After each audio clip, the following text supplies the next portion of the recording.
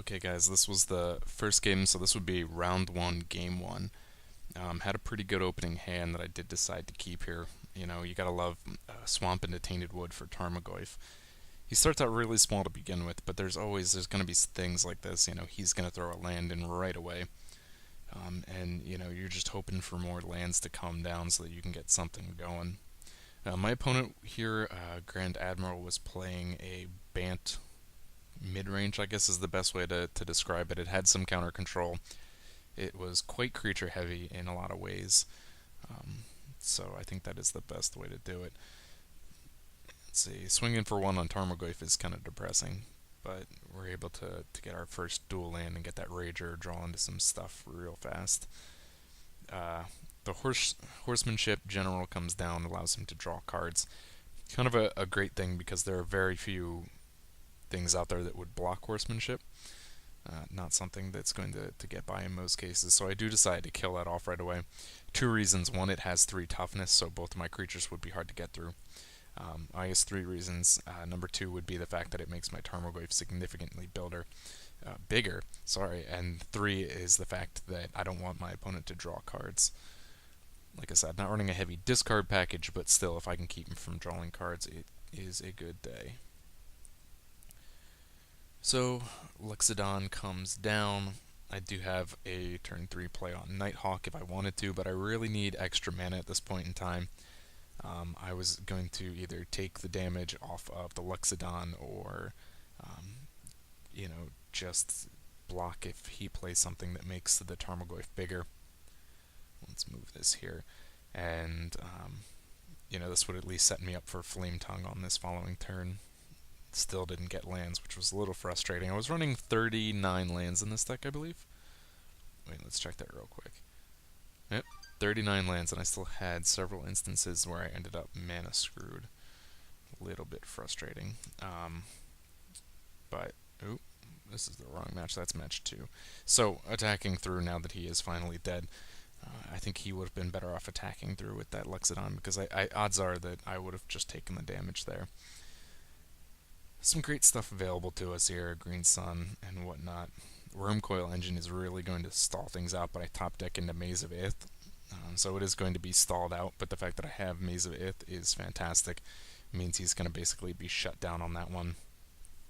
Green Sun's Zenith for 3, very few options, but I went with the Cartographer because of the fact that I was so mana screwed. Definitely not your ideal play when you play Green Sun Zenith and you have nothing you want to grab outside of a land fetch. So that's alright. I did use it. I'm going to get that Bloodstained Mire, and it's going to clear things up. Abrupt Decay worked fantastic in this deck. I was a little concerned about it. I almost took it out of the deck because of that part where it says with converted mana cost 3 or less, but it worked really great. Gonna get rid of that Knight right away before it has the ability to get out of hand. Lands come down. I decided to go with the Nighthawk here because he has no blocking for my flying creatures, so I figured I could get in some damage there. And it also gave me an opportunity to block with that if he later on decided to put down another nasty creature, and I needed a Maze of Ith for that. So attacking, and he does Into the Royal, draws him a card, but, you know, I get a second main here to replay it before, because I attacked before making another play. Vision comes down, draws some cards, makes some plays with some land. Shackles comes in, which is bad most of the time, but thankfully I do have this grip in hand, which is fantastic. Unfortunately, Maze of Ith does not provide me with enough mana to actually use it on this turn. Get this going through here. Fauna Shaman. So we get rid of that and get the Nighthawk back. I do try to play the Shaman here. I figured at the worst case I would use it to discard the Huntsman. There might be something later on that I wanted to get rid of as well. He does use Mystical Snake to counter that. No big deal.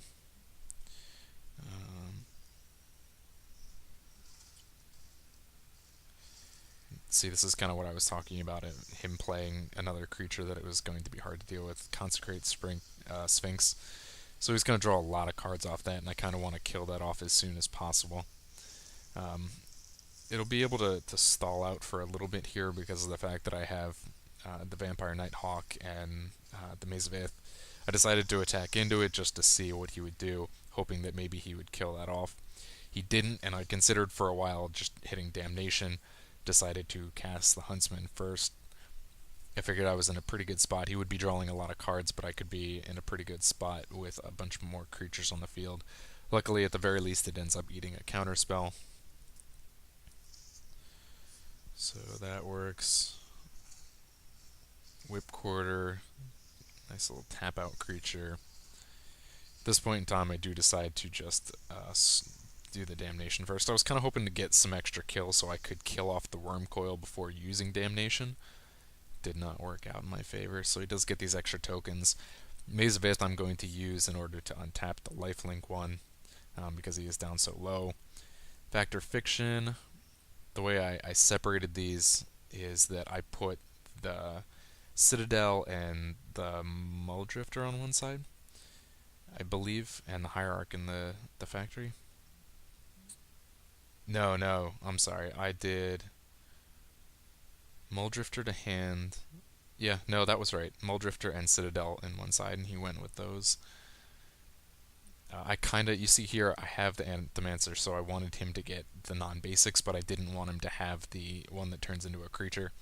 So I separated it in a way that I thought would incline him to pick the Citadel, which it worked out that way.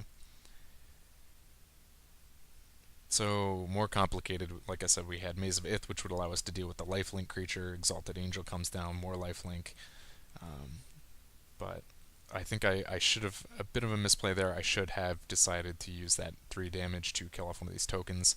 What I was thinking is the fact that he's down to 5 non-basics. He just needed to play 1 more non-basic, and this game would be close to over. What happened, he's going to gain life off of this, so as close as I thought I was, by not killing that lifelink, it meant that he was still going to gain 3 life off of that.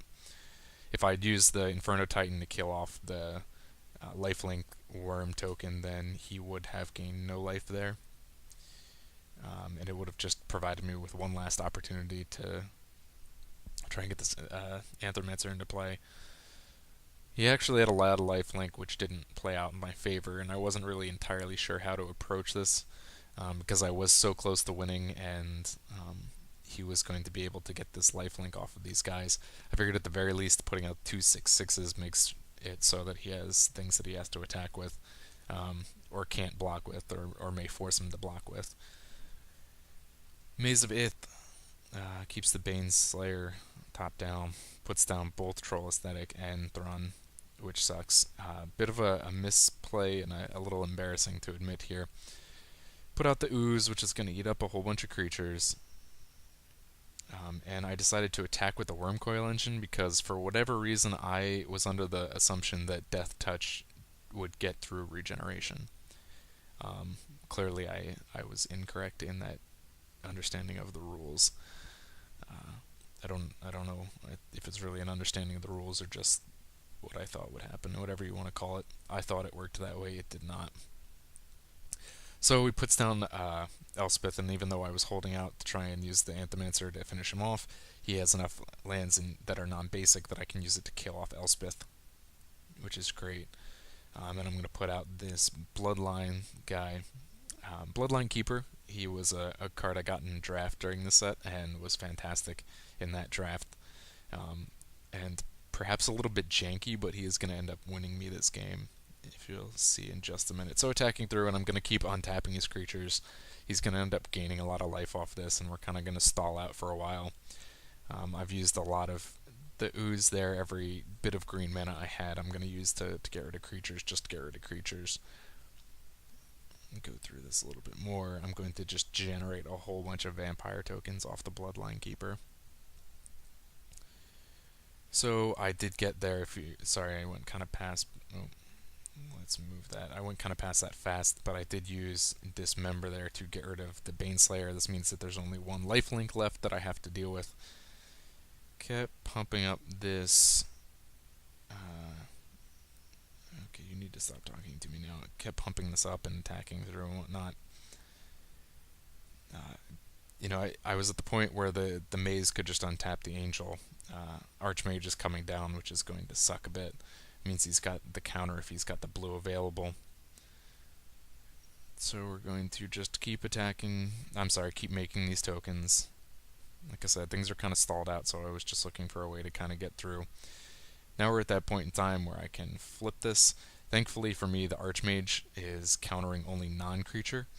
So this is kind of where the game ends. I make my 5th token on this turn. I use 1 black mana to flip the Bloodline Keeper to make these all 4/4 tokens.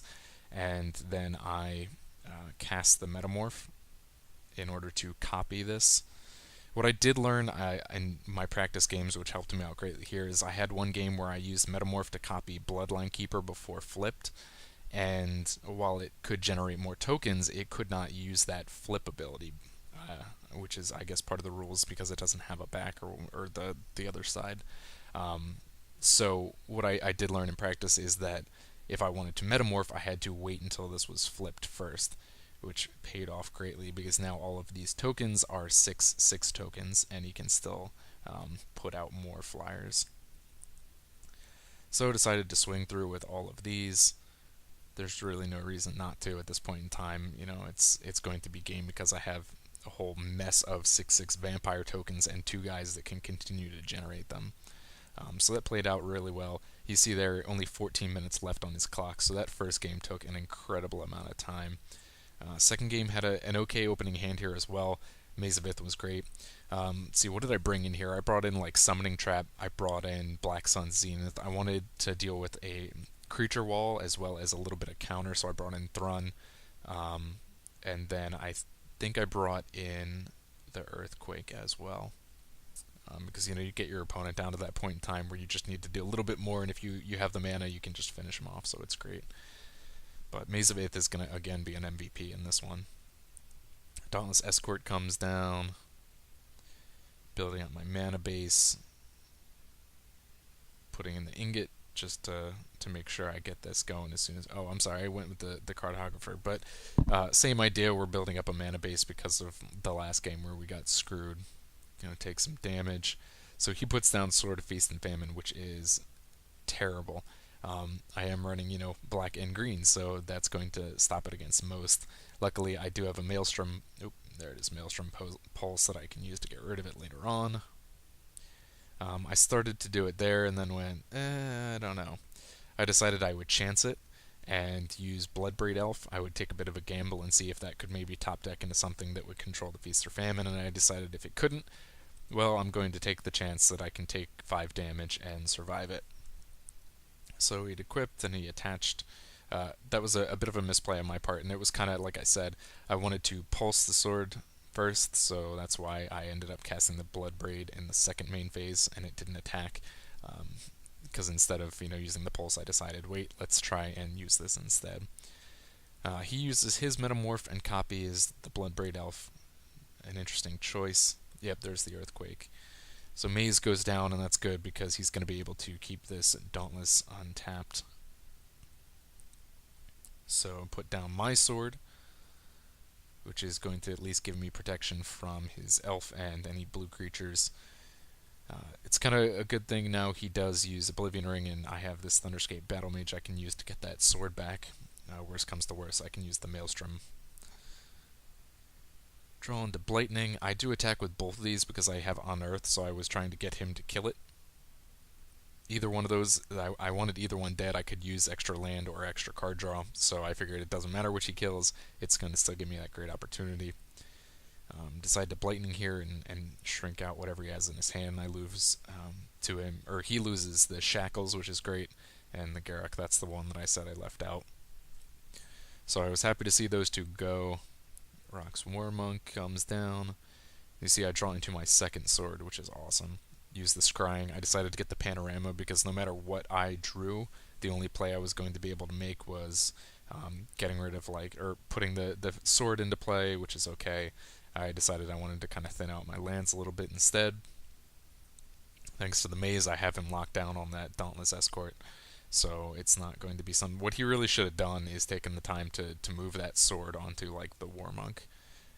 Even then, I guess I could still use the Maze of Ith, but I think it might have been a better play. So, lands here, I had a lot of options. I decided, I do have the Broodmother, but I decided it was best to kick this both times. So I'm going to get rid of the Oblivion Ring, get my sword back, and remove the last 2 cards in his hand. And you see, which is awesome because we got rid of Bribery, which would have been just terrible. Thankfully, my opponent did end up a little bit land screwed. I wanted to get rid of the Shaman here as well, but I think playing that guy first, or the Thunder Battle Mage first, was a better idea. So Anthromancer is going to go down. Basically, at this point in time, what I'm trying to do, this is going to be game over. I'm going to put both swords into play on the same creature, and use just the Anthromancer was just enough damage to kind of finish it off and give me extra blockers. So right now he's got protection from red and blue, which means that he cannot block with the Warmonk. Then when I put in the Sword of Feast and Famine, it's going to give it that protection from black and green, which means none of these creatures can now block because they're all sitting on green. So that allows me enough to swing through for the win. Pretty cool games. Definitely that first one I thought was absolutely epic, but we'll check out the others in just a second here. Those, again, they'll all be uploaded separately.